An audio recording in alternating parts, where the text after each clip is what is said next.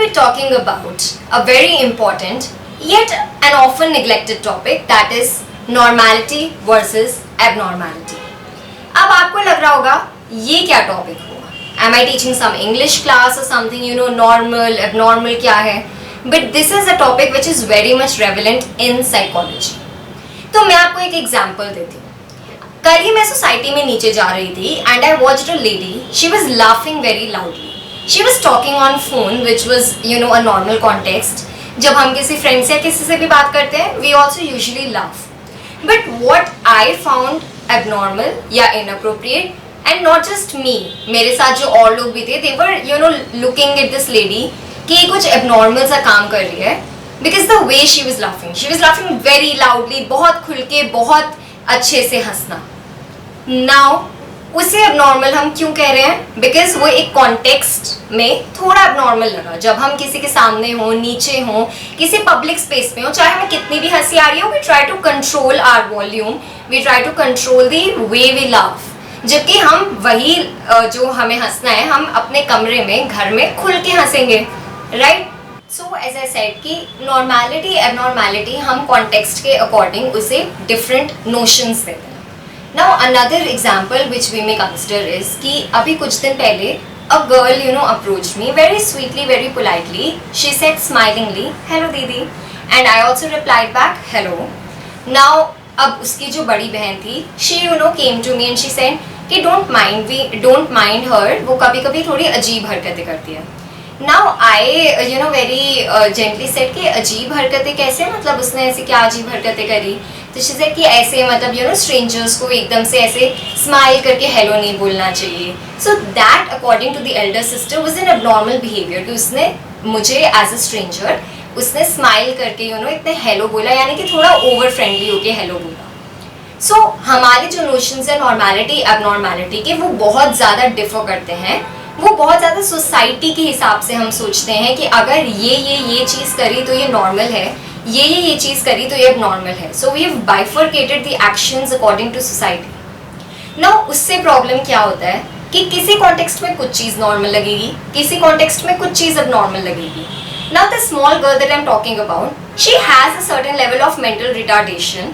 Her some, you know, behaviours were थोड़े से peculiar and odd, but abnormal I don't think so.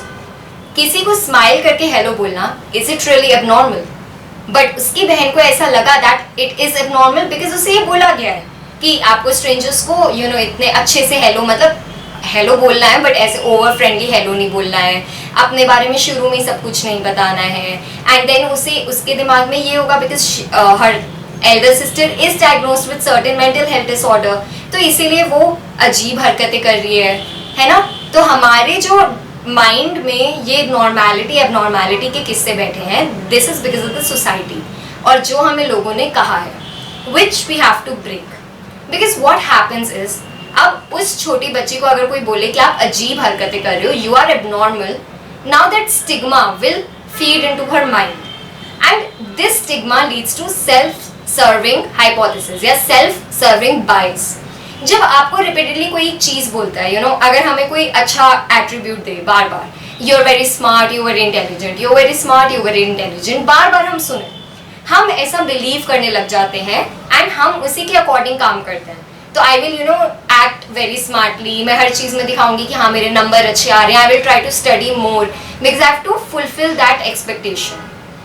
Same चीज़ stigma भी lead करता है. जब हम किसी को बोलते हैं you are abnormal again and again, that person start believing in that phrase and start acting up to it, because वो एक्सपेक्टेशन फुलफिल करना है. एक्सपेक्टेशन बुरी चीज़ में भी हो सकती है, अच्छी चीज़ में भी हो सकती है. यहाँ पर जो एक्सपेक्टेशन है वो ये है लोगों की, that the person is not, you know, behaving, acting like the standards या नोशंस ऑफ द सोसाइटी या नॉर्म्स ऑफ द सोसाइटी. तो उसके अकॉर्डिंग हमें अगर बिहेव करवाना है तो बार बार बोलो एबनॉर्मल हो, मेंड your ways, change your behaving pattern, change this that. तो वो इंसान खुद सेल्फ सर्विंग बायस करेगा, खुद ऐसे एक्ट करने लग जाएगा, which will again confirm the hypothesis that yes the person is abnormal.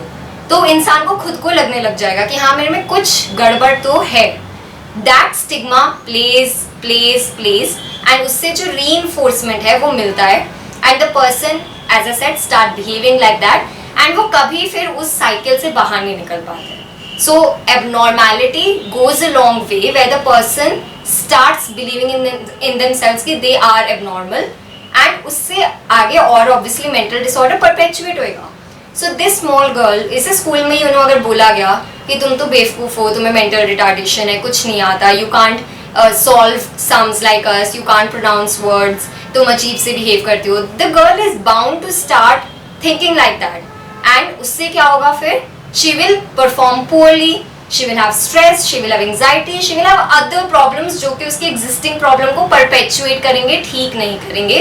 वो कभी society के standards की तरह नहीं operate कर पाएगी, ना ही करना चाहिए because everyone is unique.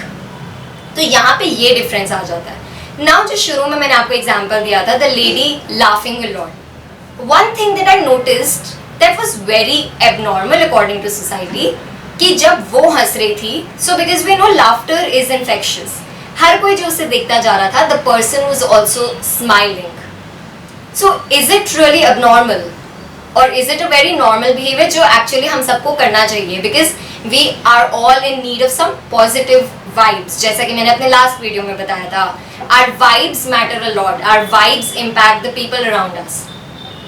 तो इसीलिए नॉर्मैलिटी और एबनॉर्मैलिटी का टॉपिक मैं आज लाई हूँ because it's very important to understand कि हम किस चीज़ को नॉर्मल बोल रहे हैं, किस चीज़ को एबनॉर्मल बोल रहे हैं. मेंटल हेल्थ को मिटिगेट करने के लिए we need to stop using the word abnormal. हम कह सकते हैं कि the person is different from us and that is completely fine because हर किसी को एक सीधी लकीर में चलने की ज़रूरत नहीं है. The world is made so because we all are different. कुछ मेरे लिए नॉर्मल है, कुछ आपके लिए डिफरेंट है, but that doesn't mean कि वो abnormal है. So let's break the stigma, let's break this chain of normality, abnormality and define each and every behavior and action as beautiful. Thank you.